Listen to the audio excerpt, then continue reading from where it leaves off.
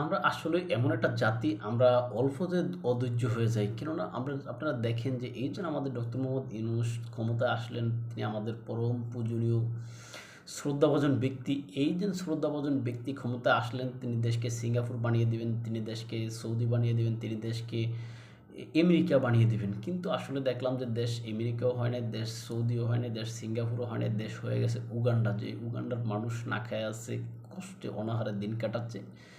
Same বাংলাদেশেরও অবস্থা ক্রমান্বয়ে খারাপের দিকে যাচ্ছে। বলা হচ্ছে যে সামনের দিনগুলোতে খাদ্যের ঘাটতি বা অভাব তৈরি হবে। একটা সময় আমরা দেখতাম যে বাংলাদেশ চাল রপ্তানি করত বিশ্বের অন্যান্য দেশে, কিন্তু সাম্প্রতিক সময়ে আমরা দেখতেছি সরকার চাল কিনতেছে, তাও যেই দেশে চাল বা গম উৎপাদন হয় না ওই সমস্ত দেশগুলো থেকে কিনতেছে চড়া দামে। আপনারা জানেন যে এই যে আমরা সবসময় ইউক্রেন থেকে বা পার্শ্ববর্তী অন্য দেশ থেকে আমরা গম আনতাম, সেই গম এখন আমরা গম বা তুলা আমরা বেশি দাম দিয়ে যুক্তরাষ্ট্র থেকে সুদূর, মানে এই সাত সমুদ্র 13 নদী পাড়ি দিয়ে আমরা সেখান থেকে গম আনতেছি। যাক, আসলে যেহেতু আমরা ওই যে আমেরিকা বা সিঙ্গাপুর হয়ে গিয়েছি, তাই এই জন্য হয়তো আমরা আর কিসের গরিব দেশের থেকে আমদানি করব, আমরা এখন বড় বড় দেশ থেকে আমদানি করব। কিন্তু আদতে আমাদের অর্থনৈতিক অবস্থা সেটা বলে না। আমাদের অর্থনৈতিক যেই অবস্থা সেটা তো আসলে খারাপ দিকে ইঙ্গিত করে বলে আমরা অনুমান করতে পারি। যাক, ডক্টর মোহাম্মদ ইউনূস যেটা করতেছেন দলীয় জাতির উদ্দেশ্যে বা ভালোর জন্য তিনি করতেছেন, কিন্তু আসলে আমরা অধৈর্য জাতি কেন আমরা বলছি দেখেন, এই যে এতদিন কষ্ট করে এই যে সংবিধান সংস্কার বিষয়ক কমিশনের যিনি সহসভাপতি ছিলেন জনাব আলী রিয়াজ, তিনি গেলেন একটু চিল করার জন্য মার্কিন যুক্তরাষ্ট্রে উড়ে গেলেন। আপনি আমি আমরা বা আমাদেরই ভাই ব্রাদার বা আত্মীয় স্বজন মামা কাকা খালা মানে চাচা যারা আছেন, এরা বললেন যে না, এজেন্ট আলী রিয়াজ পালিয়ে গেছে, তিনি চলে গেছেন, তিনি ডক্টর মোহাম্মদ ইউনূসকে ফেলে চলে গেছেন। কিন্তু না, ডক্টর মোহাম্মদ ইউনূস তিনি তো তার বন্ধুকে আসলে ছেড়ে দিতে পারেন না। তিনি আবার তাকে পুরস্কৃত করে তারা আরও বড় দায়িত্ব দিয়ে তাকে উপদেষ্টা করে নিলেন।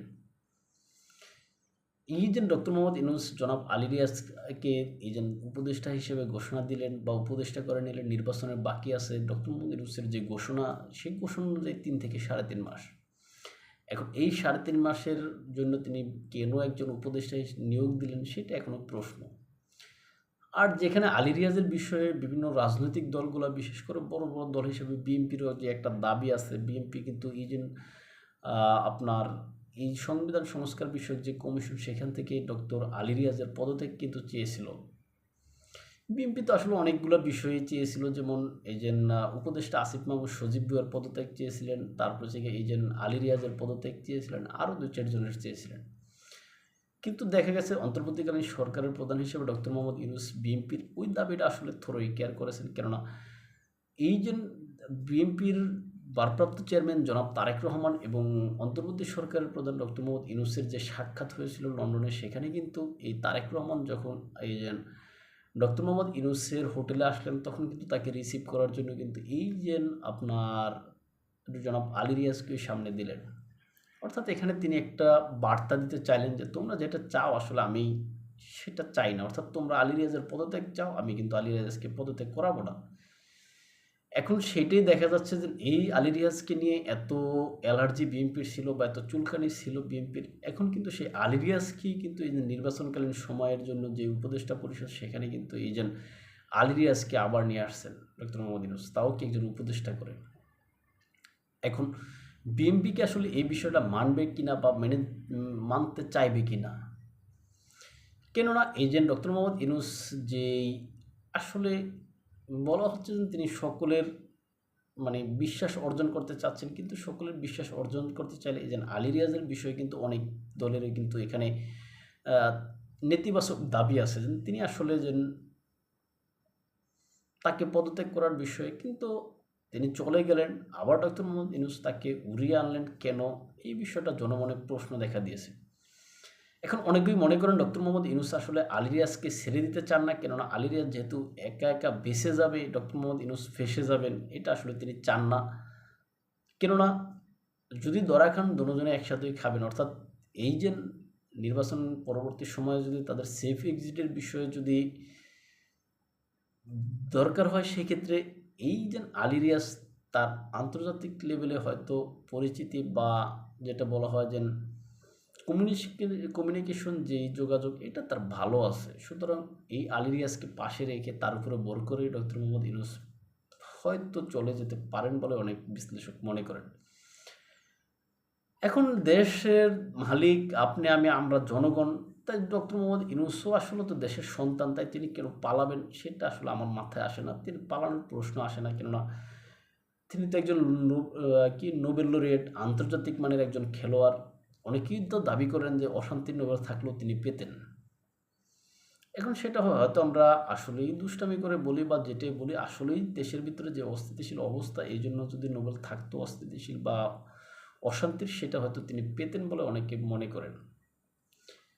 এখন এই যে ডক্টর মোহাম্মদ ইউনূস আগামীতে ফেব্রুয়ারির যে ২৬ সালের ফেব্রুয়ারিতে যে নির্বাচন তারিখ ঘোষণা দিয়েছেন, সেখানে তিনি ওই সাথে গণভোটের বিষয়ে সিদ্ধান্ত নিয়েছেন, অর্থাৎ ফেব্রুয়ারিতে গণভোট এবং এই জাতীয় নির্বাচন একসাথে হবে। কিন্তু গণভোটের যে বিধানটা আমাদের দেশে যারা এই যে মানে পড়ালেখা জানে না, যে এই শ্রেণীটা এই গণভোটটা কীভাবে দিবে এটা আমার মাথায় আসে না। কেননা এই যে গণভোটের বিষয়ে যে অপশনগুলো রাখা হয়েছে অত্যন্ত পেছানো অপশন। এই পেছানো অপশনগুলো যারা তো পড়তে পারে না, তারা তো আসলে বুঝে হোক না বুঝে হোক শুধু হানা দিয়ে আসবে। আর এই হানাতে তাহলে কি উপকার হবে দেশের, গেলে কি মানে মহাভারত শুদ্ধ হয়ে যাবে, আমার এটা জানা নাই। কেননা একজন মনে করেন সাধারণ যে প্রান্তিক কৃষক বলেন বা যারা পড়াশোনা করতে পারে না, এই শ্রেণীরা ভোট দিতে গেলে তখন তাদের হাতে এই ব্যালট দিল, যে সেখানে ওই যে উল্লেখ আছে কি যে ক্ষমতায় যাওয়ার ১৮০ দিনের মাথায় সংবিধান সংস্কার বিষয়ক কমিশন গঠন বা সংবিধান সংস্কার করা, তারপরে শিখা উচ্চকক্ষ নিম্নকক্ষ, এই বিষয়টা খ নম্বরে দিল, গ নম্বরে আরও অপশন দিল। এখন যে বেটা পড়তে জানে না, সে তো এই অপশনের কোনো মানেও নাই, সে হা দেবে না দেবে সেটা বুঝে উঠবে না। সুতরাং এটা এভাবে না করে আরও হালকা সংক্ষেপে, তাহলে আপনি কি সংবিধান সংস্কার চান কি না, এই একটা অপশন থাকতো। এই অপশনের উপরে ভিত্তি করে মানুষ হা অথবা না দিত। সাপোজ এভাবে দিলাম, আমি উদাহরণ হিসেবে সংক্ষেপে কিন্তু বললাম। এখন সেটা না করে এই যে এত পেছানো বান্ডেল আকারে দেওয়া, এটা আসলে অনেকেই এটা নেতিবাচক হিসেবে দেখতেছেন। কেননা একটা অপশনে আপনার হয়তো পছন্দ হইতে পারে, আপনি সেটা হা দিলেন, আবার কোনো অপশনটা আপনার নাও মানে অপছন্দ হইতে পারে, সেটা আপনি না দিতে পারেন। কিন্তু ডক্টর মোহাম্মদ ইউনূসের যেই গণভোটের বিধান বা গণভোট, সেই গণভোটে কিন্তু এরকম অপশন থাকবে না, আপনার সবগুলা বিষয়ে থাকবে। সবগুলো বিষয়তেই ওই হানার অপশন একটা, অর্থাৎ আপনি যদি মেনে নেন, আপনাকে ৪টা অপশন বা যে কটা অপশন থাকে ৪টা ৫টা বা ৩টা, ওই ৪টা ৫টা বা ৩টা অপশনে আপনাকে মেনে নিতে হবে। আবার আপনি যদি না মানেন বা পছন্দ না হয়, আপনার ৪টাই কিন্তু নার করে দিতে হবে। সুতরাং এটা না হইয়া ওই স্পেসিফিকলি এইভাবে হা না দিলে কোন অপশনটা মানুষ পছন্দ করে, কোন অপশনটা পছন্দ করে না, এটা এইভাবে ভেঙে ভেঙে দিলে মানুষের আসলে মতামতটা প্রকাশ করতে সুবিধা হতো এবং সঠিক যেই ভোটটা বা সঠিক যে উত্তরটা, সেটা সরকার অনুভব করতে পারত এবং সেই অনুযায়ী পরবর্তীতে সিদ্ধান্ত নেওয়া যেত। কিন্তু সেটা না করে আসলে সরকার এখানে পেছায়া বান্ডেল আকারে দিয়েছে, যেটা আসলে নেতিবাচক হিসেবে অনেক বিশ্লেষক মনে করেন। এখন এই যে ডক্টর মোহাম্মদ ইউনূস, তিনি এই যে কার্যক্রম পরিচালনা করতেছেন, এই কার্যক্রমে আসলে তার ভুল তো অবশ্যই আছে। এখন তিনিও ভুলের ঊর্ধ্বে নন। তিনি মানে তার ক্ষমতায় বসে তিনি যেভাবে নিজের আখের গুছিয়েছেন, এটা আসলে মানে তার মতো আন্তর্জাতিক মানের প্লেয়ার বলেন বা তার মতো আন্তর্জাতিক মানের যেই ব্যক্তিত্ব, তার কাছে এটা আশা করা যায় না। তিনি ক্ষমতায় এসে তার নামের যে মামলাগুলো আছে সেগুলো তুলে নিলেন। তিনি ক্ষমতায় এসে তিনি তার যে গ্রামীণ টেলিকমের যে সমস্ত বা যে ব্যাট ফাঁকির বা কর ফাঁকির যে মামলাগুলো আছে সেগুলো তিনি তুলে নিলেন বা অর্থ মকুব করালেন। তিনি নিজের নামে যে নামে গ্রামীণ বিশ্ববিদ্যালয় প্রতিষ্ঠার জন্য যেই অনুমোদন নিলেন, তিনি এই যে বিদেশি কর্মী প্রেরণের জন্য যেই লাইসেন্স, এইগুলো নিয়ে নিলেন। আসলে এটি আসলে নজিরবিহীন। তার মতো ব্যক্তি এগুলো না নিলেও পারতেন, কেননা তিনি নিজে ক্ষমতা বলেই কিন্তু এগুলা যে কোনো সরকারের কাছ থেকে নিতে পারতেন। এখন তিনি ক্ষমতায় বসে নিজের অধিকারে বা অগ্রাধিকারের ভিত্তিতে তিনি এটা করলেন, এটা আসলে অনেকে ভালো চোখে দেখে না। আসলে পৃথিবীতে এটি হয় যে না, আসলে যার যত বেশি আছে সে তত বেশি চায়। তেমন ডক্টর মোহাম্মদ ইউনূসের কিন্তু কম নাই।